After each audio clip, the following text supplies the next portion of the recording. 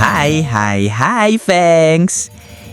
Ketemu lagi di channel Bolo Kewer ya, Fangs. Mimin harap semuanya sehat-sehat ya, Fangs. Oke, sebelum Mimin kasih info tentang fakta-fakta unik dan nyeleneh di seluruh penjuru dunia, jangan lupa subscribe channel ini agar bisa makin berkembang ya, Fangs. Yuk, kita ke fakta uniknya ya, Fangs. Di belahan dunia ini, terdapat berbagai macam tradisi-tradisi unik yang mungkin saja bikin kamu cenut-cenut sampai geleng-geleng kepala. Atau mungkin mau kamu cobain, Fangs. Berikut Mimin kasih infonya, Fangs. Tradisi-tradisi apa saja yang bikin kamu tercengang? Desa Kamchatka merupakan semenanjung luas yang berada di Rusia. Lokasinya masih terpencil. Hal ini yang membuat desa ini begitu indah dan masih banyak ditemui satwa liar. Kamchatka mulai membuka diri sebagai destinasi pariwisata pada tahun 1991 setelah kejatuhan Uni Soviet. Dikutip dari PASS, Kamchatka bahkan pernah mendatangkan 240.000 wisatawan pada tahun 2019. Meski memiliki keindahan alam yang masih asri, masyarakat yang tinggal di desa tersebut justru mempunyai sebuah tradisi yang aneh dan tabu. Jika biasanya tamu akan disuguhi makanan dan minuman, di desa Kamchatka justru berbeda.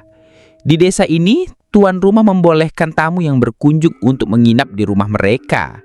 Ketika menginap, tamu juga boleh berhubungan seks sepuasnya dengan istri pemilik rumah tersebut. Ternyata tradisi ini bukan hanya desa Kamchatka saja. Tradisi ini ada di desa-desa lain yang memiliki adat yang serupa. Mengapa tradisi berbagi istri wajar dilakukan bagi masyarakat di desa Kamchatka? Konon katanya, menyambut tamu dengan hal ini ada tujuan tersendiri. Tradisi ini sengaja dilakukan untuk menghindari hubungan intim dengan saudara-saudara. Diketahui, suku-suku yang mendiami kawasan Rusia pada umumnya sering melakukan hubungan intim yang melibatkan keluarga. Oleh sebab itu, para wanita di suku tersebut harus rela berhubungan intim dengan tamu yang datang. Bahkan, jika wanita tersebut berhasil hamil, maka jamuannya dianggap sukses. Tak cuma itu, berbagi istri hingga poligami yang terjadi di desa Kamchatka juga sangat lumrah. Apabila ada suami istri yang tidak dapat memiliki keturunan, mereka bisa mendapatkan anak dari pasangan lain. Bagaimana menurutmu? Unik ya tradisi di desa Kamchatka ini? Gimana menurutmu, Fangs? Apa kamu berminat berkunjung ke sana? Jangan lupa bawa gula sama kopi ya, Fangs. Tradisi tak lazim suku Himalaya, hubungan intim 20 kali dengan pria berbeda sebelum menikah. Wah, tradisi aneh yang selanjutnya datang dari suku Himalaya. Laki-laki Himalaya berjaya jika menikah dengan gadis perawan bisa membawa sial, bahkan nasib buruk bagi keluarganya. Maka mereka mencari perempuan yang tidak lagi menjadi lawan untuk dinikahi. Oleh karena itu, para gadis yang ingin menikah di suku Himalaya, mereka akan melakukan hubungan badan dulu dengan 20 orang pria. Ini untuk menghilangkan perawan sekaligus mendapatkan pengalaman untuk melayani suami dengan baik di atas.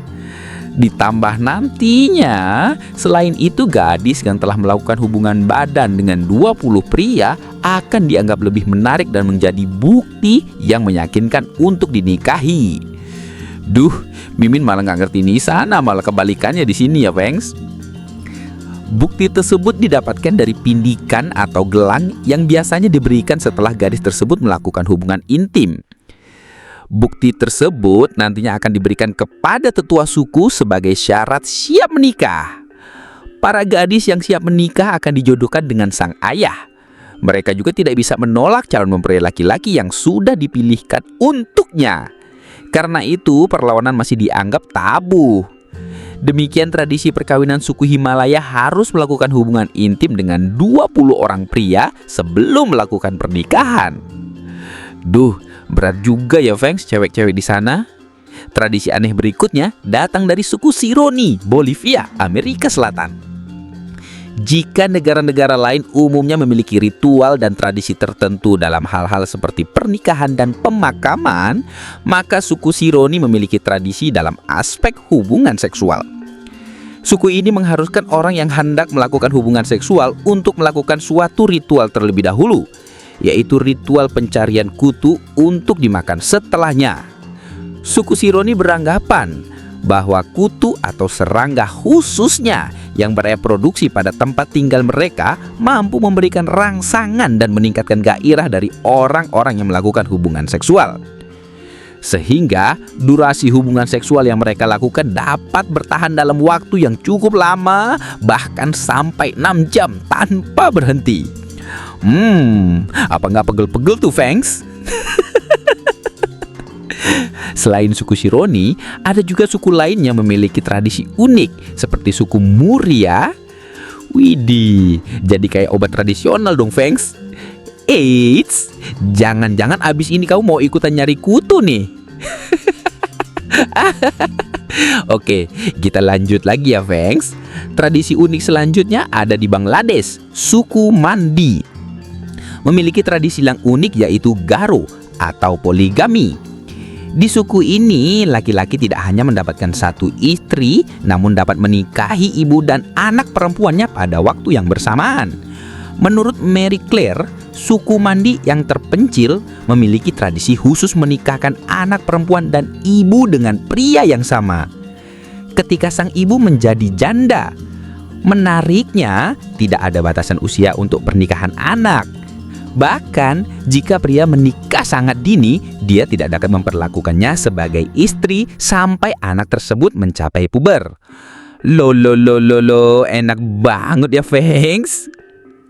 Secara tradisional, ketika anak mencapai puberitas dan menjalin hubungan laki-laki perempuan dengan anak tersebut dianggap dewasa dan bukan lagi anak ibunya. Namun, pria yang menikah dengan janda tidak boleh sangat gerakan secara tegas. Seorang laki-laki yang menikah dan memiliki seorang janda dan anak harus berhubungan dengan mantan suaminya, misalnya saudara kandung, keponakan, atau sepupu. Waduh, jadi kayak obat tradisional dong, Fangs.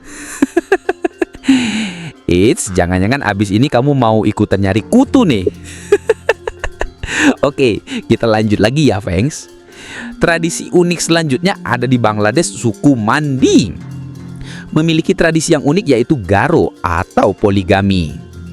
Di suku ini laki-laki tidak hanya mendapatkan satu istri, namun dapat menikahi ibu dan anak perempuannya pada waktu yang bersamaan. Menariknya, tidak ada batasan usia untuk pernikahan anak.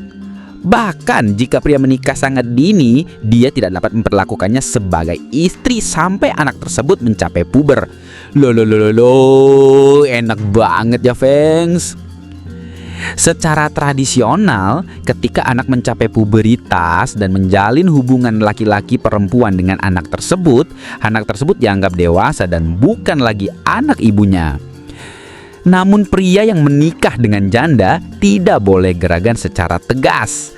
Seorang laki-laki yang menikah dan memiliki seorang janda dan anak harus berhubungan dengan mantan suaminya, misalnya saudara kandung, keponakan, atau sepupu. Waduh, jadi kayak obat tradisional dong, Fangs. Hal ini dilakukan untuk menjaga kekerabatan, garis keturunan, dan keutuhan keluarga.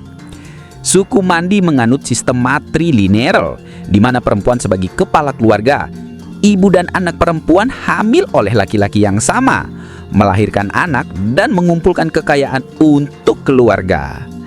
Jika ibunya meninggal, dia terus memimpin keluarga kepada anaknya, dan anak perempuan ini mengurus perasaan keluarganya. Meski tradisi ini telah diwariskan secara turun-temurun, namun tradisi Garo modern ini memiliki sisi baik dan buruk. Terlebih di zaman modern, hampir 90% suku Mandi di Bangladesh mengadut agama Katolik yang melarang keras poligami. Dengan munculnya modernisasi dan masuknya Katolik, suku Mandi secara bertahap mengubah nilai-nilai budaya mereka. Sekarang, tradisi memisahkan suami, ibu, dan anak dianggap tabu. Oleh karena itu, ketika seorang janda ingin menikah lagi, para wanita suku Mandi melarikan diri dari desa, pindah dan mencari pekerjaan di luar kota untuk menghindari praktek tersebut. Nah tuh kan, jadi pada kabur. Aneh-aneh sih tradisinya, bikin geleng-geleng Mebim sampai aneh-aneh. Tradisi unik dan aneh selanjutnya, suku Krum, gubuk cinta untuk anak perempuan. Apalagi nih Fangs, ada gubuk-gubuknya. Berpindah ke sudut timur laut, Kamboja. Ada suku Krum yang memberikan satu gubuk spesial untuk setiap anak gadisnya. Di tempat itulah nantinya anak perempuan menjalin hubungan serta menemukan laki-laki yang dianggapnya cocok untuk dijadikan pasangan seumur hidup. Kok bisa ya, Fangs? Kita lanjut lagi ya. Seorang laki-laki akan duduk di tangga gubuk milik perempuan yang ia sukai. Laki-laki tersebut harus merayu dengan perempuan dengan musik. Pakai sound horeg dong bang, biar